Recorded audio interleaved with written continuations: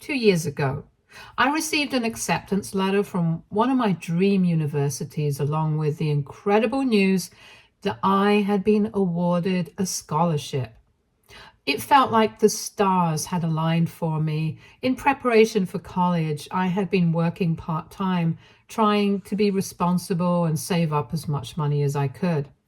My plan was to build a financial cushion, a college fund I could rely on in case I needed money for unexpected expenses or if the scholarship didn't cover everything. I didn't want to leave things to chance, so I took it upon myself to save diligently.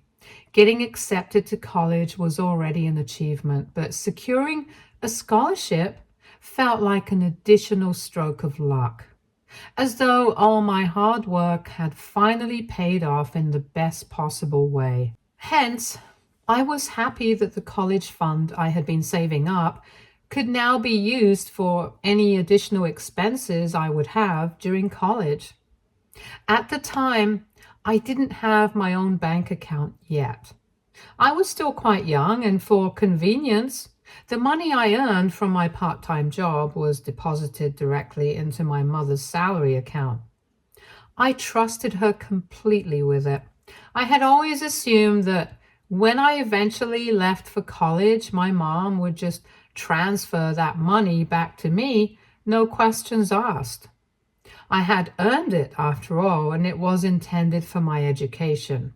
However, reality turned out to be quite different from what I had expected. Not long after I had received my scholarship, my parents sat me down to talk. They announced quite casually that since I had been fortunate enough to receive a scholarship, I no longer needed the money I had been saving for college. They explained that because my tuition would be mostly covered, they wanted to redirect that money I had saved, my money, for my older sister's future instead. I was completely taken aback.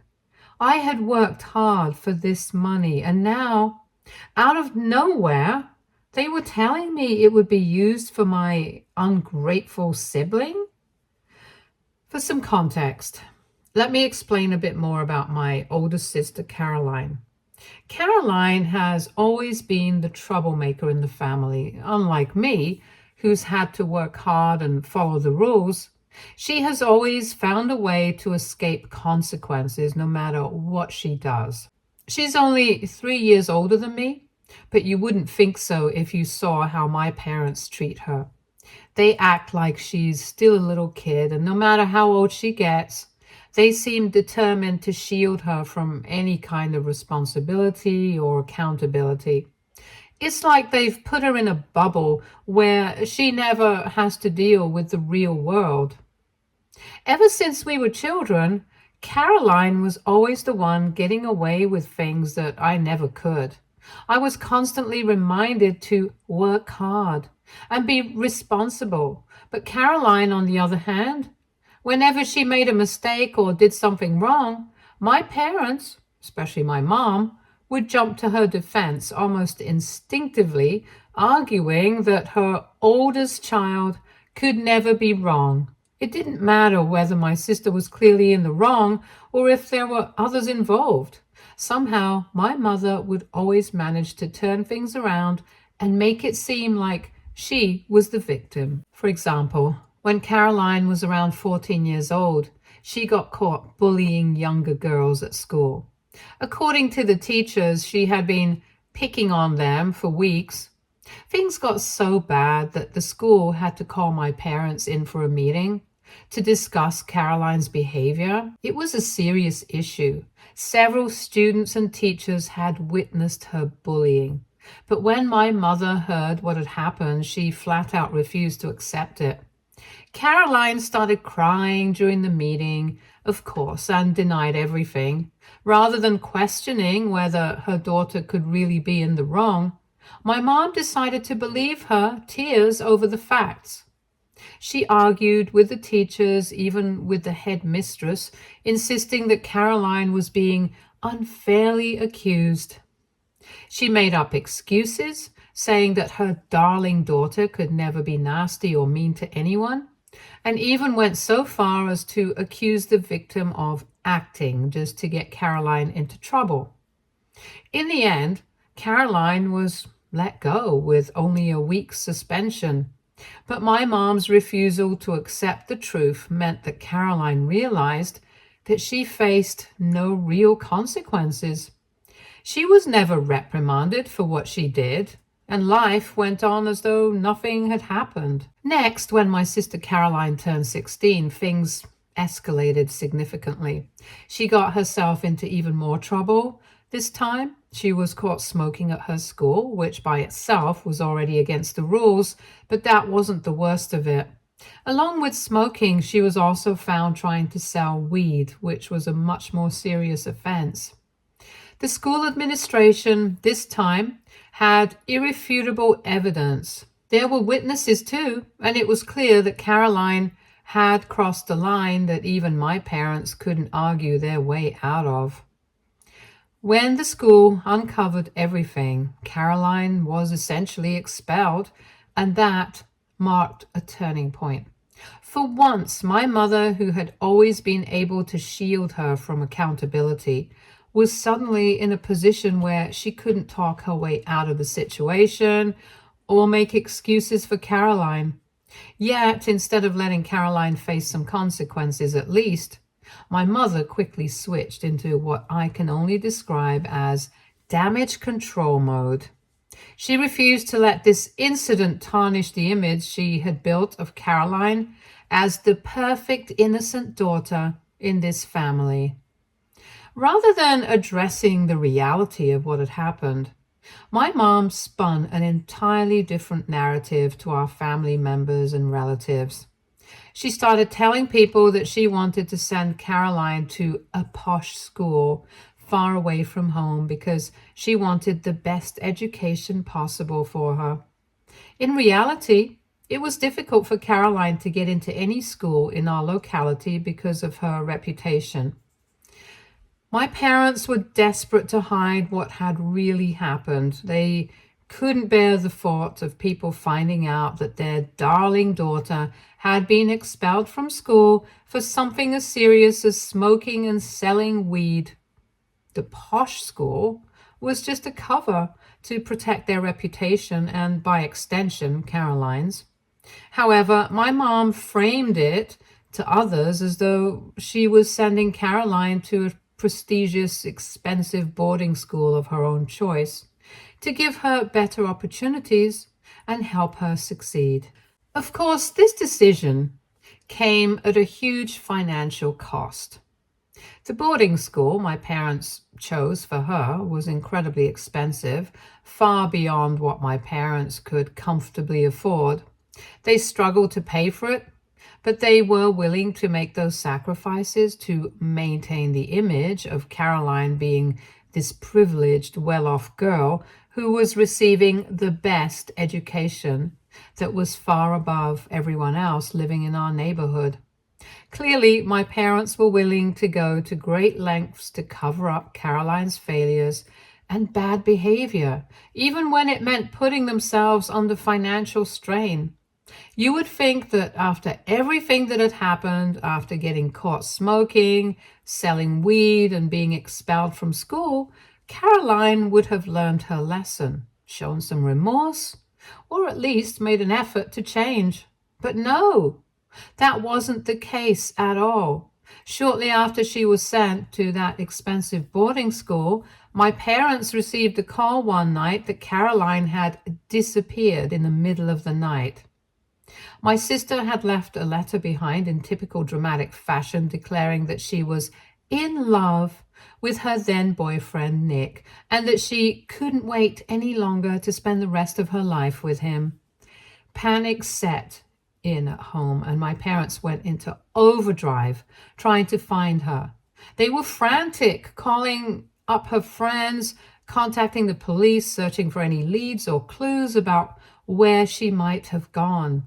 Thankfully, after some tense days of searching, the police were able to track her down.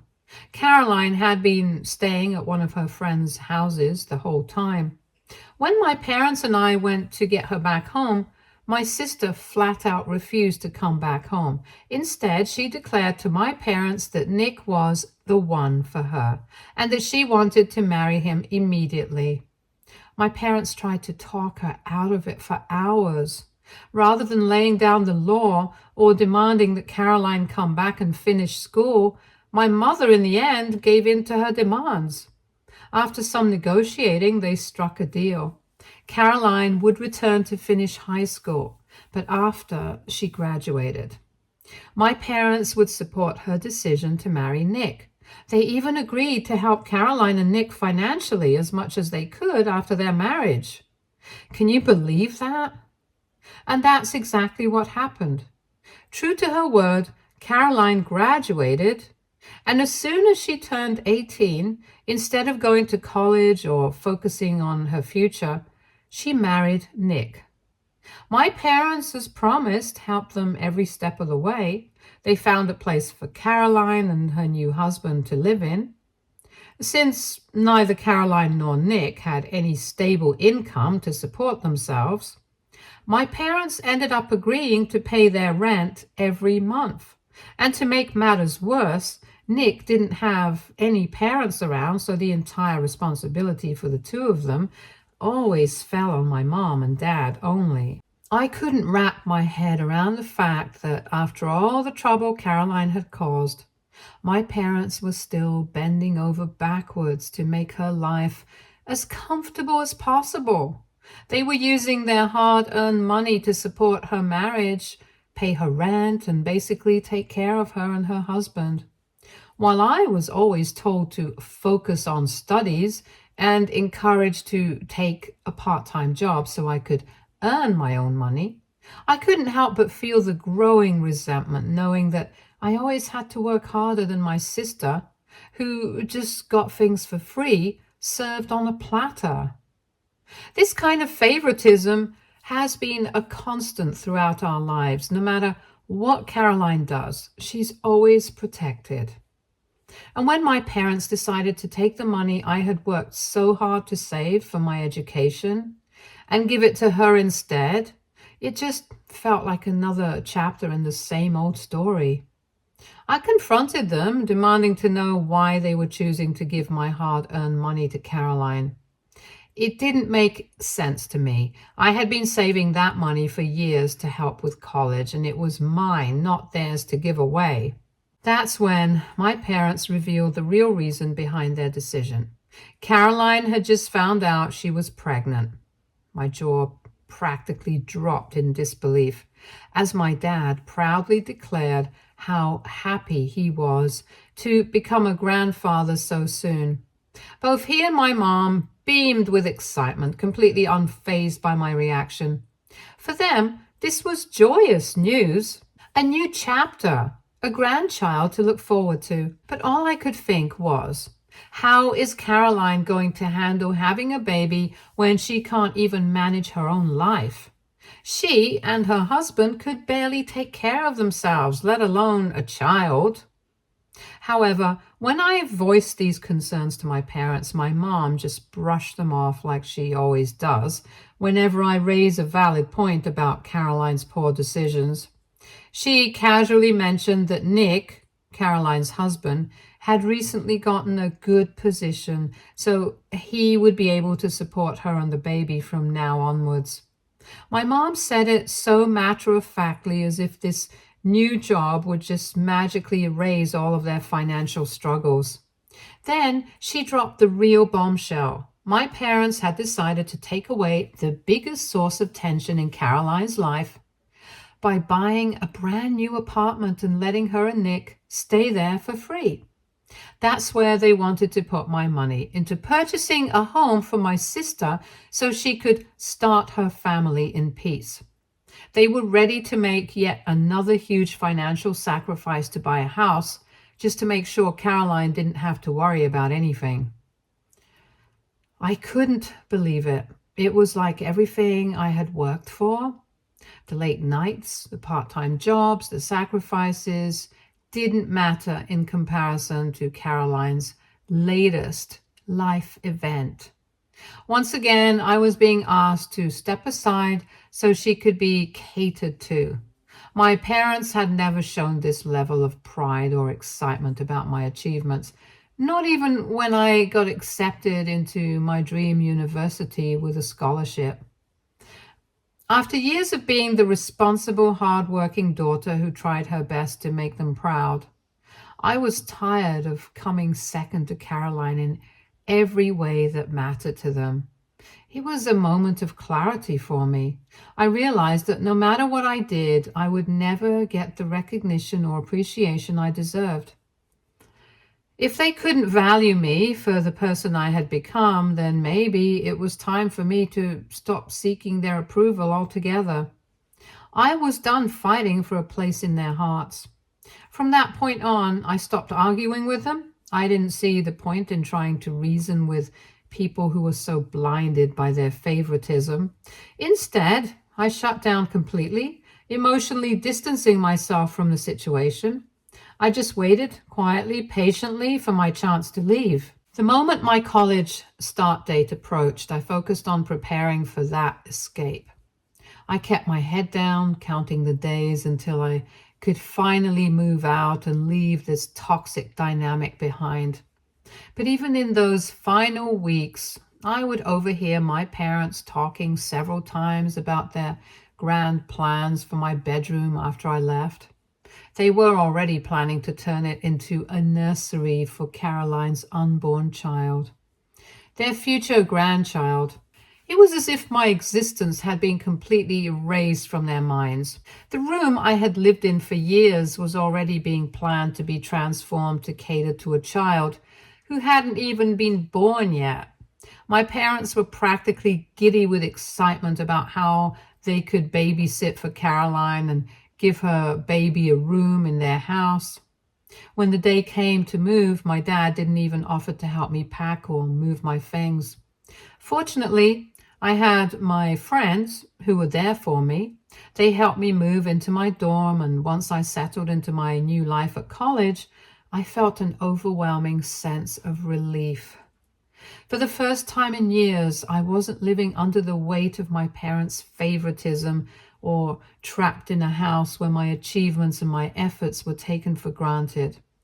Away from my family, I finally had the freedom to live my life without constantly being compared to my sister or feeling like I wasn't good enough. For the last 2 years, I've been focusing completely on myself.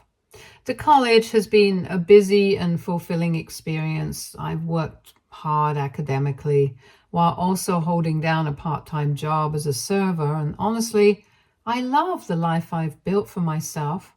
After moving out, I finally felt free from the toxic favoritism that had dominated my family for so long.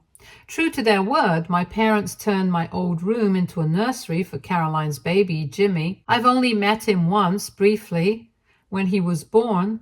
Caroline and I have never been close, so we don't really talk, and after it became clear that I had no place left at my parents' home, I stopped going back home altogether. My parents have never really checked up on me these last 2 years unless they wanted something from me. And over time, I just accepted that this was how things were. I focused on my own life, my own goals, and let go of the idea that they would ever change.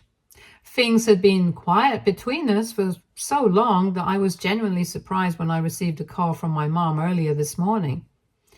She sounded panicked, her voice shaking, and the first thing she asked was whether my sister had called me.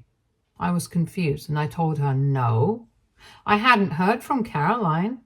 Then, to my surprise, my mother started to cry on the other end of the line.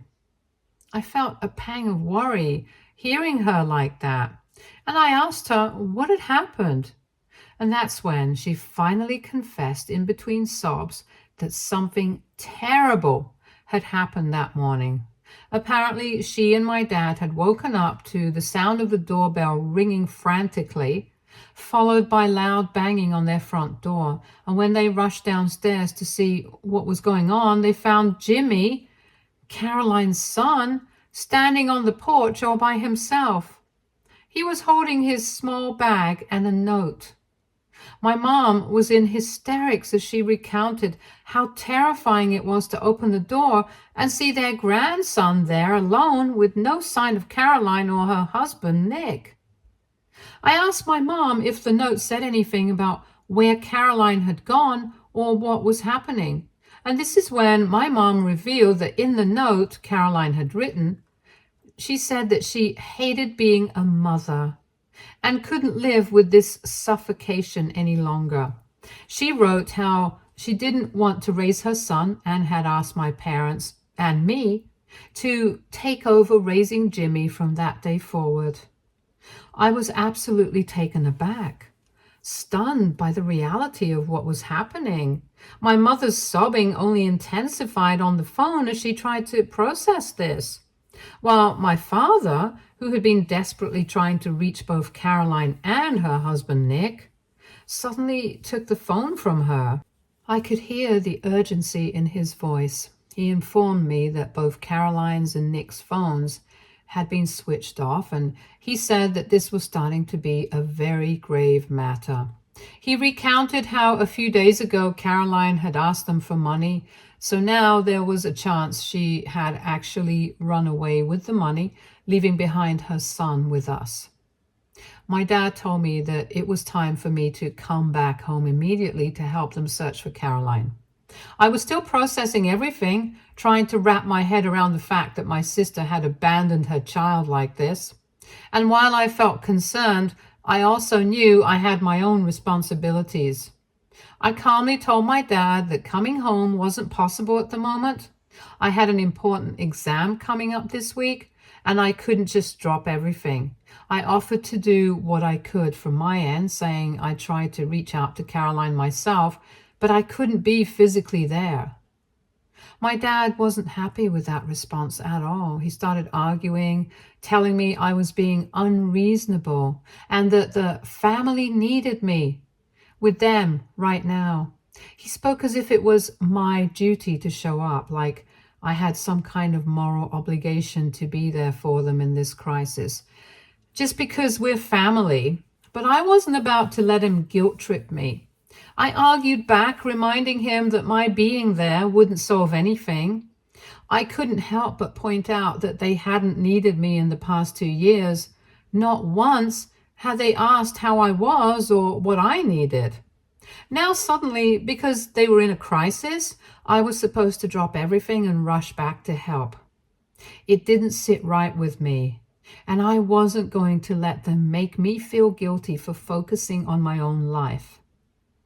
Then my dad told me how I was being too harsh on them during this time of crisis. He said that all they needed was for me to be there for them, that this situation wasn't about the past or any old family issues. It was about coming together as a family when things were clearly falling apart. He tried to make me feel like I was being cold-hearted for not rushing back to help, as though I was the one turning my back on them in their time of need. AITA for not letting my dad guilt trip me to go back home just because my sister has abandoned her son. Update 1. I completely agree that something feels off about my parents suddenly calling me back home, especially considering how they've barely contacted me in the last 2 years. Now, out of nowhere, my mom, who hardly ever calls me, has been ringing my phone multiple times a day, practically begging me to return. It doesn't sit right with me, and it's hard not to think that there's some ulterior motive behind it. They've never shown this level of urgency about anything before, so why now? To clarify, to some commentators, I'm genuinely concerned for Jimmy. The idea of my sister abandoning her child is beyond heartbreaking, and I feel for him deeply. Caroline's sudden disappearance and her decision to leave Jimmy on my parents' doorstep is shocking, to say the least. But at the same time, I know my parents love Jimmy, and I trust that they will take care of him just as they've always been willing to bend over backwards for Caroline's sake. So I'm not worried that Jimmy won't be cared for. I know my parents will step up for him. At the end of the day, what bothers me the most, though, is how my sister can just vanish without warning. It's disturbing that she would do something so drastic, and I can't shake the feeling that there's more going on than I've been told. I don't understand why my parents are so desperate to have me come home when in reality, they've never needed my help before. Update 2. It's been a week since my last update. After I finished my college exam, I decided to take some time and finally visit my parents. My mother, who had been crying for the past week, had red, puffy eyes, and it looked like she hadn't slept much. My dad had this grim, worried expression that made it clear he was still anxious about everything. Jimmy seemed to be doing all right, though. I bought him a small gift and spent some time playing with him. He was comfortable with my parents, blissfully unaware of the chaos surrounding him. He even seemed to think that his parents were just on a vacation and would return soon. Once I settled in, I knew I needed to sit down with my parents to talk about everything. I wanted to see the note Caroline had left with Jimmy. As soon as I asked my parents to show me the note, I noticed my parents exchanging worried glances, which only heightened my concern. Finally, my mother hesitantly retrieved the note, and I braced myself for what I might read. As I read through it, I was shocked to find that they had left out a crucial part of the truth. Caroline hadn't just abandoned her son with my parents, she had specifically left him for me. I couldn't believe what I was reading. My sister had gone on to write that she resented the way my parents had raised her. She expressed how she wished she could be more like me, someone who was responsible and capable. She ended the note by writing that by leaving Jimmy with me, he would have a better chance at a good life, perhaps even a life she wished she could have had. I looked up at my parents, my heart racing, and demanded to know what the hell was going on. Why did my sister leave me her son? This changed everything. That's when my parents slowly began to reveal the whole story.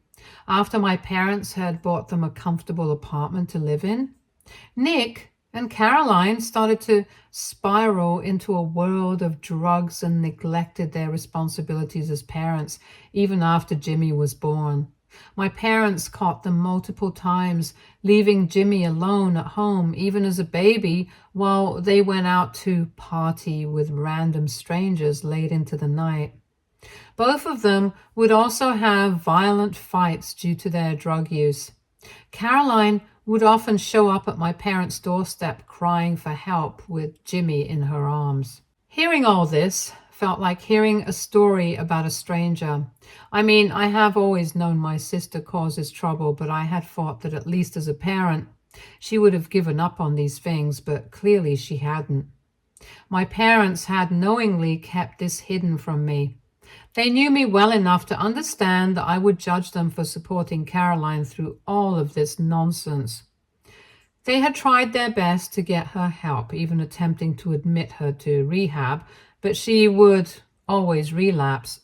At one point, my sister, in dire need of money for drugs, resorted to stealing from them. That's when my parents realized just how dangerous the situation had become. Not just for Caroline, but for Jimmy too. They needed to stand up for their grandson and protect him.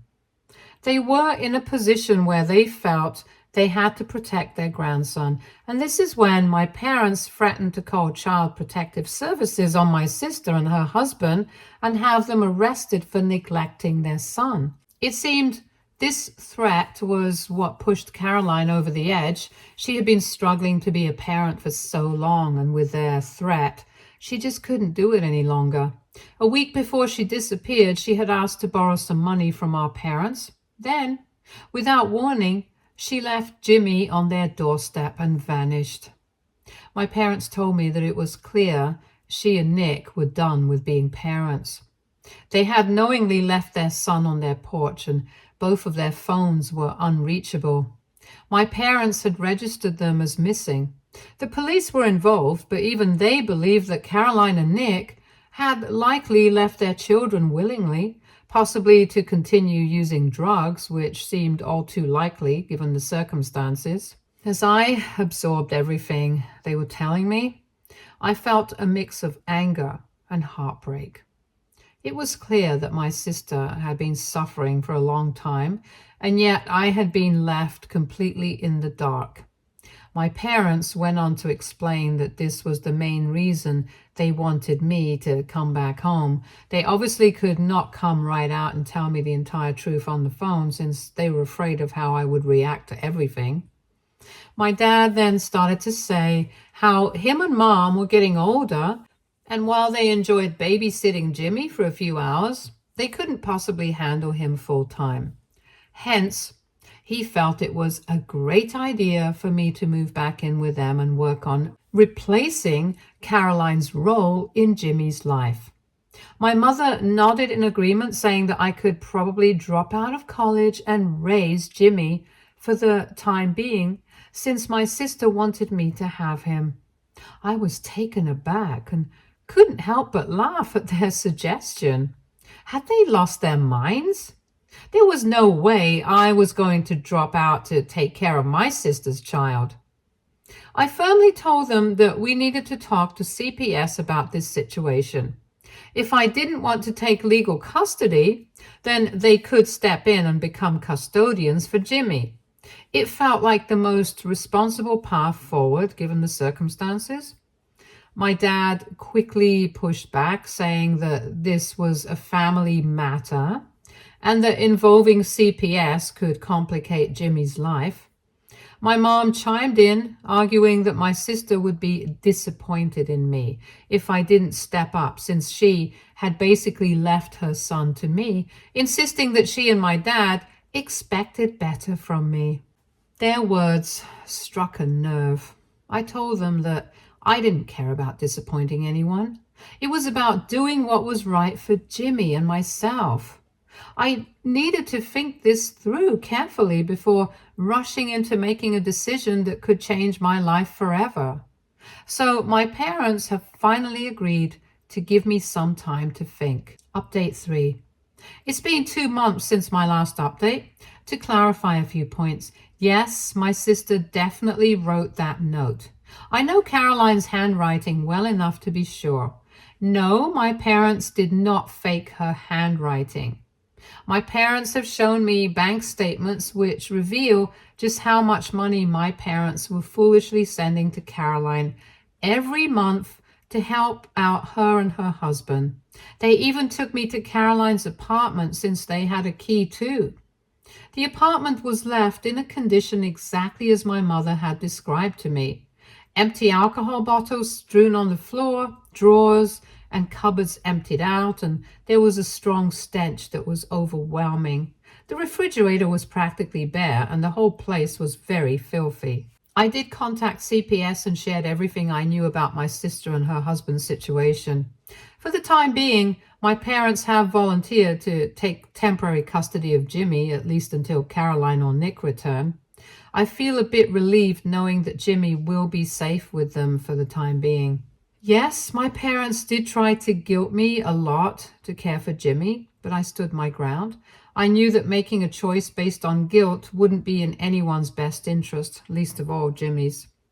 I told them how I could not let their other daughter's bad decisions in life hold me down in my career and life. I pointed out to them that they were facing the consequences of their own actions. No, my parents still haven't apologized for using my college fund. However, they did express regret about buying the apartment for my sister.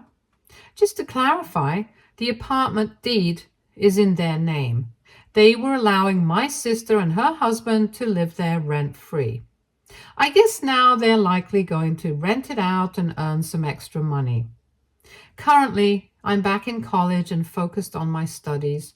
I will continue to visit Jimmy whenever I can. Stay tuned for more stories from our girl relationships.